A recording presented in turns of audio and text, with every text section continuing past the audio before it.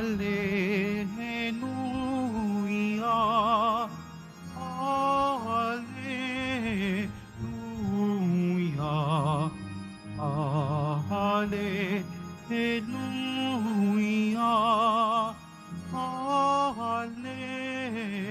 Alleluia.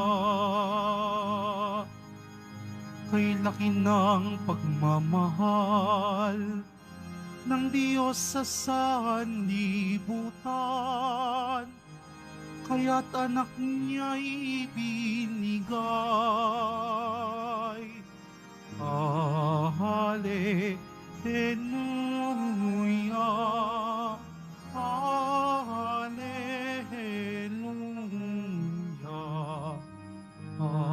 Alleluia.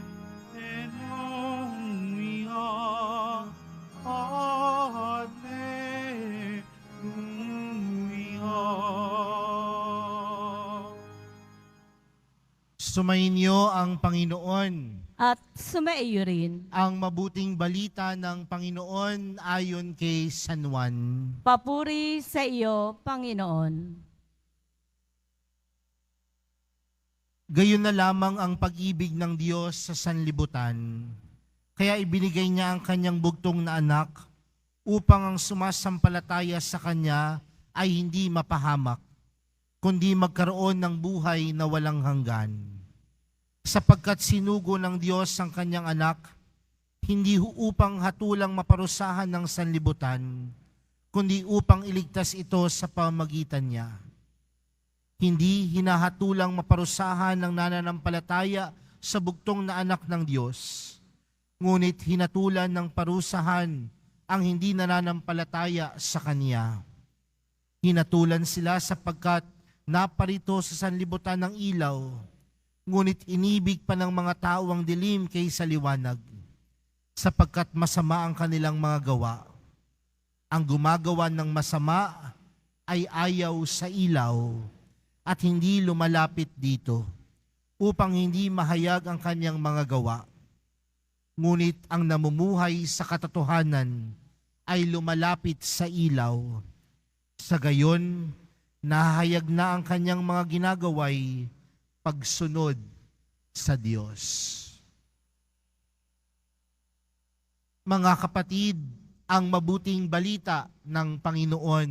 Pinupuri ka namin, Panginoong Hesukristo. Magsiupo muna po ang lahat. Magandang tanghali po sa inyong lahat. Patuloy pa rin po tayong nagdiriwang at nagninilay ngayong ikalawang linggo sa Pasko ng pagkabuhay ng ating Panginoong Hesus. At kung tayo po ay dumadalo ng mga misa nitong mga nakarang araw, mapapansin po natin ang ating ebanghelyo ay ang pag-uusap ni Jesus at ni Nicodemo. At sino po ba si Nicodemo? Tandaan natin mga kapatid na si Nicodemo ay palihim na tagusunod ng Panginoon. Kaya nga kapag kinakausap niya ang Panginoon, pumupunta siya ng gabi upang walang makakita. Dahil tandaan natin, si Nicodemo ay Hudyo. Pero ganun pa man, alam natin ang kwento na sa bandang dulo ng buhay ni Nicodemo ay ipinagkaloob niya ang kanyang buong sarili upang maging tagasunod ng Panginoon. At sa ating ebanghelyong napakinggan sa araw na ito, isa po marahil ito sa pinakaalam nating bersikulo sa ebanghelyo. Marahil popular na verse po ito sa Bible. At ano po yun? Yung John 3:16. At ano pong nababanggit dito? Gayon na lamang ang pag-ibig ng Diyos sa sanlibutan. Kaya ibinigay niya ang kanyang bugtong na anak upang ang sumasampalataya sa kanya ay hindi mapahamak, kundi magkaroon ng buhay na walang hanggan. Ipinapaalala sa atin sa araw na ito ang pagmamahal ng Diyos. At ang pagmamahal ng Diyos, wagas. Pero aminin natin mga kapatid, may mga pagkakataon na sa sobrang laki at wagas ng pag-ibig ng Diyos, ito ay hindi natin tunay na maunawaan. Dahil sa sobrang laki ng pagmamahal ng Diyos, may mga pagkakataon na hindi natin ito maintindihan. Bakit? Dahil ang pag-ibig ng Diyos ay nananatiling misteryo. At ang misteryo na ito, hindi man natin tunay na maunawaan, hindi man natin mahawakan, hindi man natin makita, ngunit alam natin, ito'y napakalaki.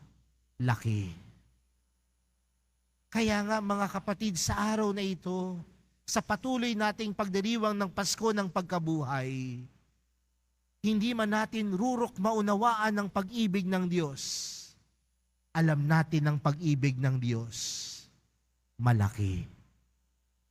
At sa kalakihan ng pag-ibig ng Diyos, ano ang sinabi sa atin? Ipinagkaloob niya ang kanyang nag-iisang anak. At sa pagkakaloob sa atin ng nag-iisang anak ng Diyos, patuloy na ipinapaalala sa atin na ang pag-ibig ay pagbibigay. Uulitin ko po, ang pag-ibig, pagbibigay. Walang umiibig o walang nagmamahal na hindi nagbibigay. At ang Diyos nagbigay dahil sa kanyang pag-ibig. Pero ano ang ibinigay ng Diyos? Hindi lang yung kakarampot, hindi lang yung tira-tira, hindi lang yung maliit. Bagkus ang binigay ng Diyos ay yung pinaka-espesyal, yung pinakamaganda, at yon ay walang iba, kundi ang kanyang nag-iisang anak. Dahil ang pag-ibig, kapag nagbibigay, hindi maliit, kundi yung pinakamaganda at pinaka-espesyal. Kaya ganyan ang pag-ibig ng Diyos. Nagbibigay ng buong buo, ng pinakamaganda at pinaka-espesyal. Kaya nga, kung gano'n na lamang ang pag-ibig ng Diyos, mga kapatid, malaki, espesyal, pinakamaganda sa lahat, ano ang hamon para sa atin? Nandoon ang pag-ibig ng Diyos sa buhay natin.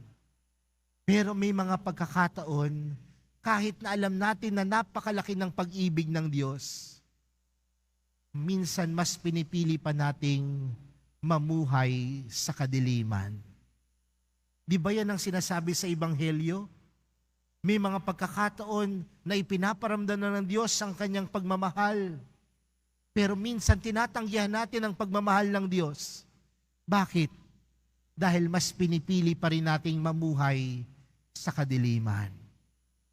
Pero mga kapatid, kung tatanggapin natin ang pagmamahal at pag-ibig ng Diyos, dapat ang buhay natin hindi mamuhay sa kadiliman, kundi mamuhay sa kaliwanagan. Kaya nga hindi natin pwedeng sabihin natin, mahal ko ang mahal na pong Jesus Nazareno. Hindi natin pwedeng sabihin, araw-araw naman ako nagsisimba. Hindi natin pwedeng sabihin, araw-araw naman ako nagdadasal. At sa pamamagitan yun, ipinaparamdam ko ang pagmamahal ko sa Diyos. Pero ang buhay naman natin, buhay sa kadiliman. Kasalungat ng pag-ibig na ipinaramdam ng Diyos. Kaya nga kung mahal natin ang Diyos, kung mahal natin ang mahal na pong Jesus Nazareno, dapat ang buhay natin, buhay na namumuhay sa liwanag. Kung ang buhay natin ay buhay na umiibig at nagmamahal, kailanman ito'y dapat namumuhay sa liwanag. Mga kapatid, sa pagpapatuloy po ng ating banal na misa para sa araw na ito, pinapaalala sa atin ang pagmamahal ng Diyos, wagas, malaki, kahit hindi natin ito nauunawaan. Ngunit kahit man hindi natin ito naunawaan, alam natin na nandiyan ang pag-ibig ng Diyos sa pamamagitan ng pagpapadala sa atin ng kanyang bugtong at nag-iisang anak na si Jesus. At kung gaano din natin kamahal ang Diyos, kagaya ng pagmamahal ng Diyos para sa atin, ang hamon sa atin ni Jesus, huwag mamuhay sa kadiliman, kundi mamuhay sa kaliwanagan. Ang tunay na umiibig, hindi namumuhay sa kasalanan, kundi ang tunay na umiibig, namumuhay sa mabuti, sa katotohanan, at sa kaliwanagan. Amen.